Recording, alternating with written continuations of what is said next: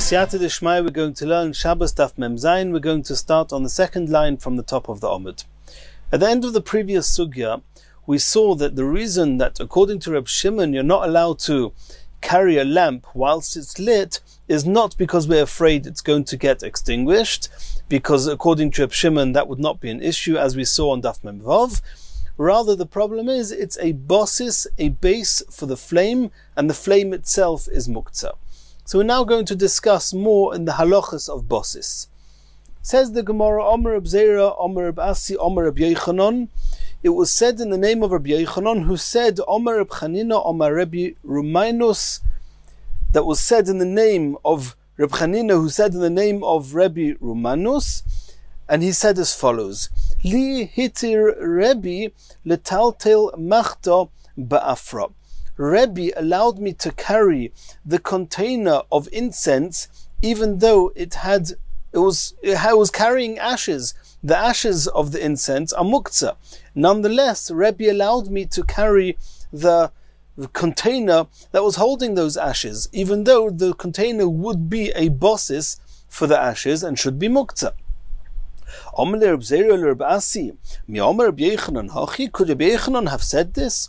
Votnan, we learnt in a Mishnah, Noitil Odom Benoy, a person may carry his son, V'even B'yodoi, even though his son is holding a stone, and that's because the son is not considered a base for the stone, since the son is so much more choshev, and he's so much the ikar, that the fact that he's holding a stone is negligible. Oi, Kalkola, he's allowed to carry a basket, and a stone inside the basket. And it would seem that the basket is a basis, is a base for a stone. A stone is muktzah. There's nothing mutter you can do with a stone. You can't do anything with a stone at all. It's muktzah machmas gufay. So it should be asa. Where the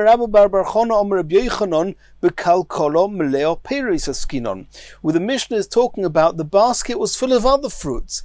Besides for the other fruits, which are dover hamutar, they are not muktzah, there was also a stone there. So since it was a basis for a dover hamutar v'dover ha'asur, one is allowed to carry it.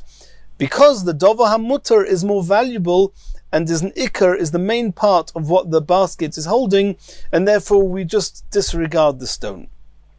The Gemara says, Taimed isbei peri. The only reason you're allowed to carry the basket is because there are other fruits in it. Ho les ba peri, loi. If there would be no other fruits, if there would just be a stone in the basket, it would be also to carry it. And this seems to contradict the ruling that Rabbi Yochanan said in the name of Rebbe, that hitir letaltel machto ba'afra, that he was allowed to carry the container with ashes in it. He was, the literal translation would be dumbfounded, but he remained silent for a few moments to think about how to answer. And he answered as follows: Hacha nami de isbo kartin. When was it mutter to move the machta, the container, with the ashes, when there was still little fragrance of incense left with the ashes on the container, and therefore this container is holding a dover ha'osur, which is the ashes, and a dover ha'mutar, which is these karatin, these little pieces of incense, of levoina, and therefore it was mutar, in the same way as one can carry a basket full of fruits if it also has a stone in it. Continues the Gemara, Omar Abaya, karatin bei Rebbe, Michashiva? Why do we allow a person to carry a basket with fruits and a stone? Because the fruits are choshev and the stone is less choshev. And now you're explaining that Rebbe allowed us to take a container of ashes because there was a dover hamutar, there was some karatin, some remnants of incense left in them. Those remnants had any chashivus whatsoever, to the extent that you could call it that was the ikar, and therefore you're allowed to move the whole machta, the whole shovel, with all the ashes? Are you going to suggest that even though Rebbe, who was a very rich person, for him these karatin were negligible, however for a poor person they would have value, and therefore it's not muktzah? But we learnt contrary to that in the Brisa, bigde aniyim l'aniyim, bigde ashirim l'ashirim. The clothes of the aniyim the size of a clothes that's fit for an oni is a size that's going to be called a beggar to be makabel tumah for an oni, not for an oshir. And the clothes of an oshir are for an oshir. An oni, a typical clothes that's valuable for a poor person, is 3 by 3 etzbois, 3 fingers widths by 3 fingers widths. However, for an oshir, for a rich person, is 3 tfachim by 3 tfachim. Aval da'aniyim la'ashirim loi. For a rich person, a garment, a piece of material of 3 etzbois by 3 etzbois, is not called a garment. Here too, since in the home of Rebbe the keratin are negligible, so why should one be allowed to carry the machta even though it has some keratin on? It's a bosses for a dover ha'osor, it has lots of ashes on, and the keratin are negligible, and therefore it should still be osa. Ela Omar Abaya, says Abaya, the reason he could move the machta was not because of the keratin. Midi dahava agraf shel rei. It's similar to a vessel holding excrement, and even though technically speaking it should be muktzah, however, since it's very repugnant, it's very ma'os, therefore one is allowed to move it on Shabbos. Omar Rav, shtei tshuva bedava. I can give you 2 reasons that a graf shel rei, this vessel holding the excrement, it should be mutter to move it away, and it's not yet reason to allow us to move away this machta, this shovel holding the ashes. Choda 1, graf shel rei mois. A shovel or the vessel holding the excrement is very repugnant. However, the shovel holding the ashes are not so repugnant. It hasn't got the same horrible smell as excrement. V'hai loy mois, over here it's not so mois. V'oid, the second difference is graf shel rei migli. V'hai michsi. The vessel holding the excrement is generally open and exposed, and therefore it's extremely horrible. The odor is very repugnant, and therefore you can take it away.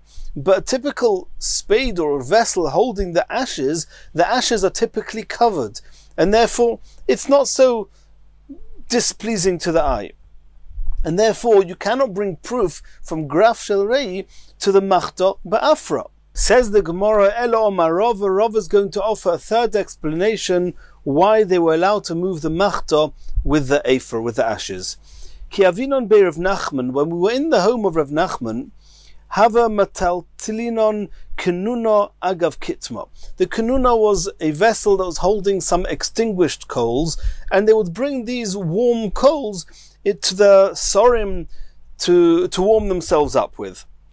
And even though they were holding ashes as well, the ashes were not muktzah, because even before the onset of Shabbos, they intended to use these ashes for something that was allowed on Shabbos, for example, to cover some saliva, if they would spit or something like that, and therefore the ashes were not muktzah. And since the ashes were not muktzah, they could move this knuna,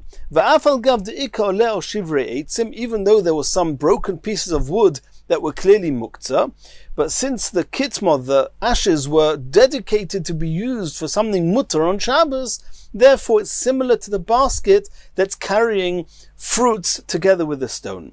So in the same way that in the home of Rav Nachman they could move these ashes because they had dedicated it before Shabbos to be used for something that's mutter, so too when Rebbe said they could move the machta together with the ashes, it's referring to a case where they had intended to use those ashes for something mutter, and therefore the ashes were not muktzah, and therefore they were allowed to move it. Continues the Gemara, Meisvei. We're going to ask a question now. V'shovin she'em yesh bo shivrei psila she'osu leteltel. We know that according to Rabbi Yehuda, there's a concept called muktzah machmas mios, a lamp, even though it was not lit this Shabbos, since it's repugnant, nobody wants to do anything with it besides for light a lamp in it, and you're not allowed to do that on Shabbos, it's muktzah. Reb Shimon, however, does not hold of muktzah machmas mios, and therefore the lamp is not muktzah. However, he agrees that if there are remnants of a wick inside the lamp, then the lamp is a bossis, is a base holding the wicks which are muktzah. You cannot do anything with the remnants of a wicks, and therefore it should be. Reb Shimon also agrees that it's muktzah. So now the Gemara is saying, how can you, Rav Nachman, say that you can move the remnants of the ashes that you had in mind to use for something mutter? even though there's also shivrei eitzim, there are some broken pieces of wood on it. Over here also, in every lamp, besides for remnants of wicks, there's also going to be some oil. And since the oil is not muktzah, why is the lamp not allowed to be moved? Because it's holding the remnants of the wicks. It's holding the remnants of the wicks together with the remnants of the oil. So it should not be muktzah, according to Reb Shimon. So Omar Abaya begalila shanu. Abaya explains that over there its muktzah is in Golil. When Golil, wicks were very hard to come by, and therefore they had a tremendous value and chashivos, and since the main part of this kli, the main value of what's being held in this neir, in this lamp, are the wicks, therefore we don't say the main part is the oil, like the main part is the fruits, and just by the way there's a stone in it.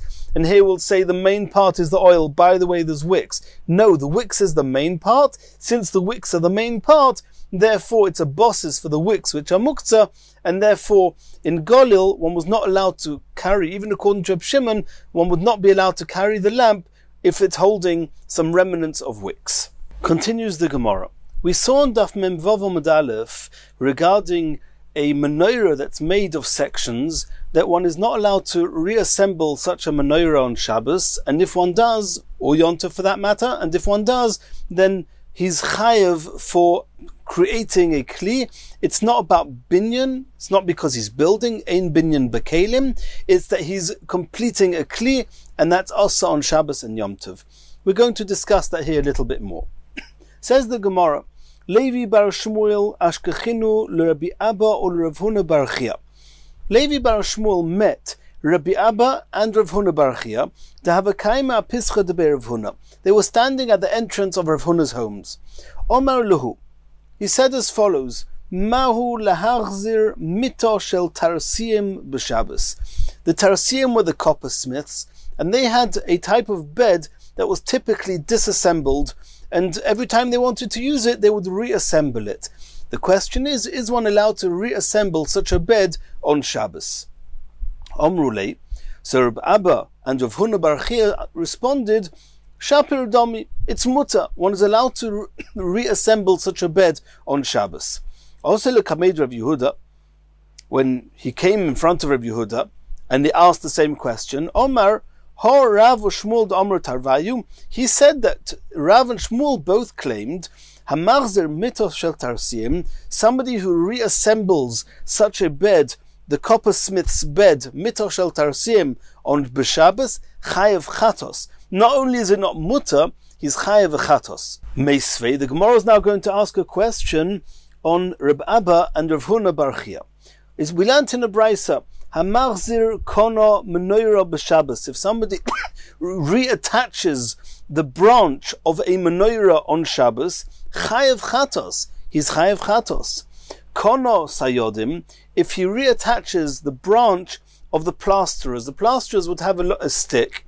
At the end of the stick, they would put a cloth, and with that they would plaster the walls. So when they were plastering low down, it would be a very short stick. As they wanted to plaster higher up, they would add on pieces, making it longer and longer, allowing them to reach higher and higher. So if somebody reattached or added on branches onto the stick of the plasterer, lo yachzer, he should not do it on Shabbos.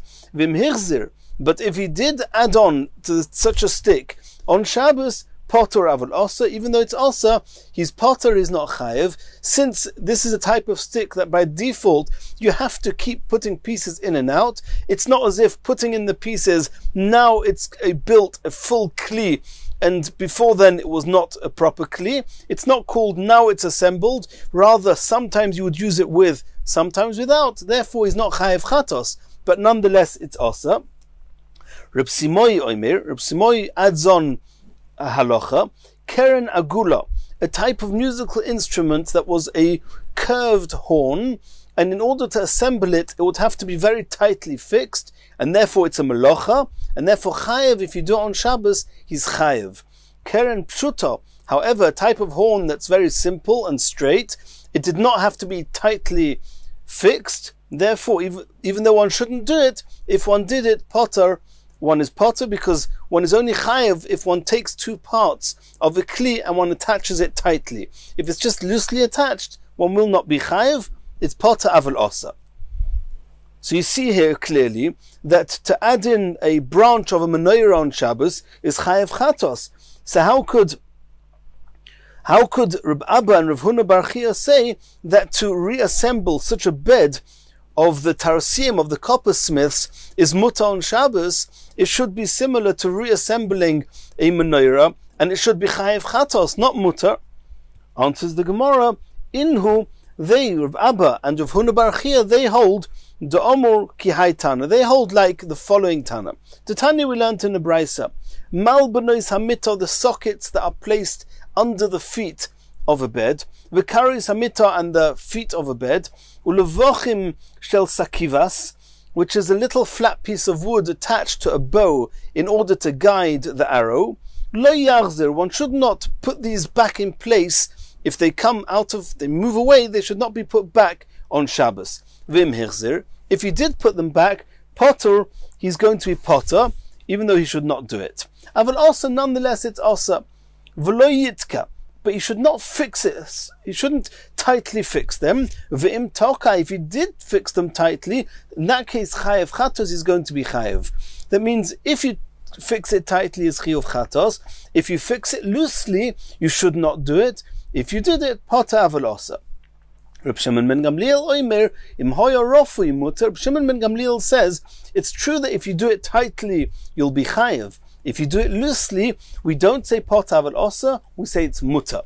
So Reb Huna bar Chia and Reb Abba, who said one is allowed to reassemble this bed, they held that the way to assemble this bed can be done loosely and doesn't have to be tightly fixed. And according to Reb Shimon ben Gamliel, that's mutar.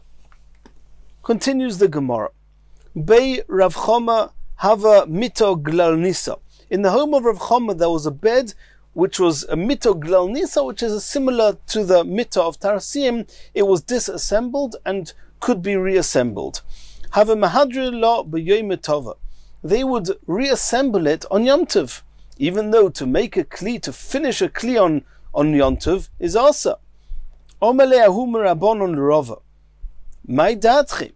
The Chachamim asked Rava, why do you think that in the home of Rav Choma they did this? Why do you think it was mutar? Are you going to say because binyan min hatzadhu? Because it's called doing it with the shinui. It's an unusual way to build a bed. Normally a bed is done by fixing the pieces together very tightly.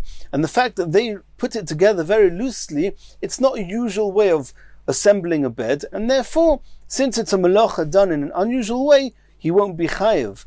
That the Gemara asks, Nehidi isura do'iraisa leka. It's true that it's not an issa do'iraisa because it's an unusual way of doing it. It's not a permanent way of fixing the bed. Isura d'rabonon mi'o'ika. However, it should be potter aval osa. Should be also d'rabonon. How could the home of Reb Choma allow that? Says the Gemara, Omalei, Anok Reb Shimon ben Gamliel svirulei.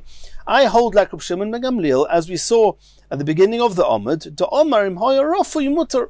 Reb Shimon ben Gamliel says that to attach one part of a kli to another, one part of a bed to another, to assemble a kli, or any other kli, a bed, etc., menorah, and do it loosely, it's not called that he's masaking it, he's not fixing it, and therefore it's mutar. And that's why in the home of Reb Choma, he allowed it. Continues the next Mishnah. Noisnin kli tachas haner, one is allowed to put a vessel, a kli, underneath a lamp, lekabel nitzoitzas, in order to receive the sparks that come out of the lamp. V'lo yitein netoichei mayim, but you're not allowed to put water into this dish, in the dish that's going to receive the sparks, because he is extinguishing the sparks. And the Gemara is going to explain what we're talking about on Erev Shabbos, we're talking about on Shabbos. We'll see in the Gemara. Says the Gemara.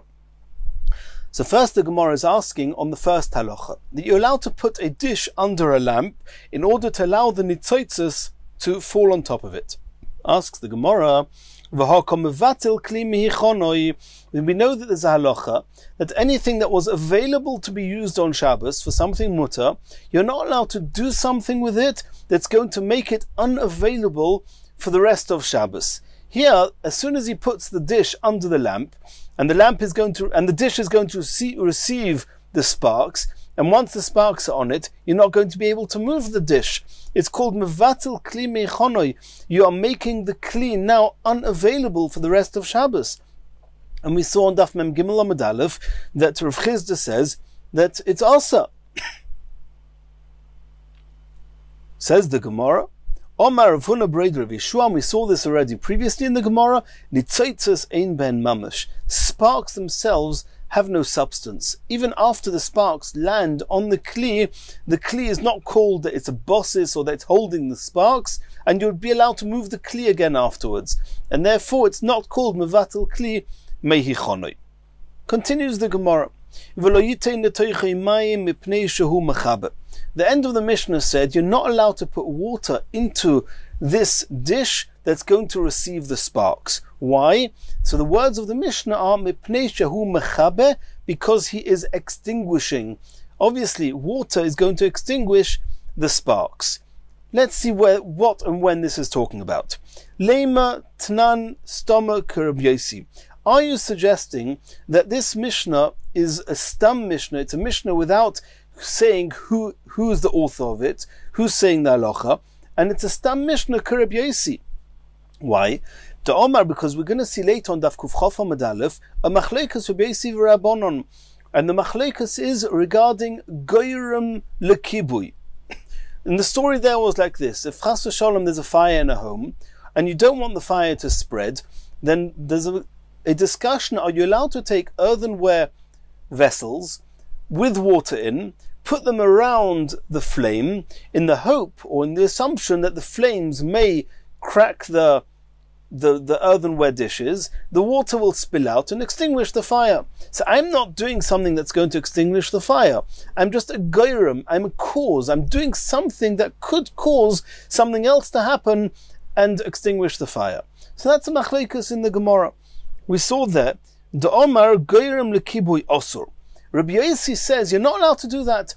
New kalim of earthenware that are prone to crack with fire, and therefore putting them there round the flame is not only going to protect the fire from spreading, but is actually going to cause the pots to crack and extinguish the fire. According to Rabbi Yosi, it's called a cause of extinguishing, and it's osa. So it would seem that our Mishnah that says that you're not allowed to put a dish underneath the lamp to receive the nitzotzos, you're not actually extinguishing the nitzotzos, you're just doing something that's going to cause the nitzotzos to get extinguished when they land in this kli. That sounds like gram kibui, and would only be also according to Rabbi Yosi. So we have a stam Mishnah like Rabbi Yosi. Says the Gemara of Tizbara, Eimer to Omer Rabbi Yosi b'Shabbos, be'erev Shabbos mi Omer. If you think our Mishnah is a sugya of gram kibui, as in the case of Rabbi Yosi, the whole machleikas Rabbi Yosi and the Chachamim is only whether you're allowed to put these earthenware pots around the fire on Shabbos itself. But on Erev Shabbos, even Rabbi Yosi agrees you're allowed to do gram kibui. You're allowed to put the pots, the earthenware pots, around the fire on Erev Shabbos, even though they may crack on Shabbos.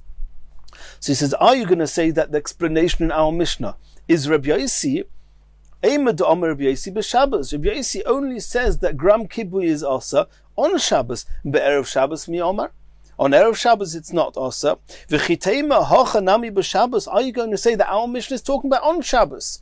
And the reason that you're not allowed to put the water into this dish on Shabbos is because it's gram kibui, and gram kibui on Shabbos is asa, like Rabbi Yosi. V'otanya, we learned explicitly in another brisa that noisnin kli tachas haner lekabel nitzotzos b'Shabbos ve'ein tzarich leima be'erev Shabbos. Regarding putting the dish under the lamp, you're allowed to do that on Shabbos, and it goes without saying you can do it on erev Shabbos. V'lo yitein letoichei mayim mipnei shehu mechaber me'erev Shabbos. You're not allowed to put water into this dish even on erev Shabbos, because you're extinguishing the sparks that are going to land on it on Shabbos. And it's also even on Erev Shabbos. And it goes without saying that it's also to put the water there on Shabbos. So you see explicitly in the Brisa that the issa of putting water into the dish under the lamp is even on Erev Shabbos. So it cannot be that this is associated with Rabbi Yossi on Daf Kuf Chof with gram kibui, because there it's only on Erev Shabbos. It's only on Shabbos, not on Erev Shabbos. So there must be a different reason why in our Mishnah you're not allowed to put the water in the dish, and that reason would apply not only on Shabbos, but even to Erev Shabbos. Elo Omer of Ashi afilu teimer Rabbanon.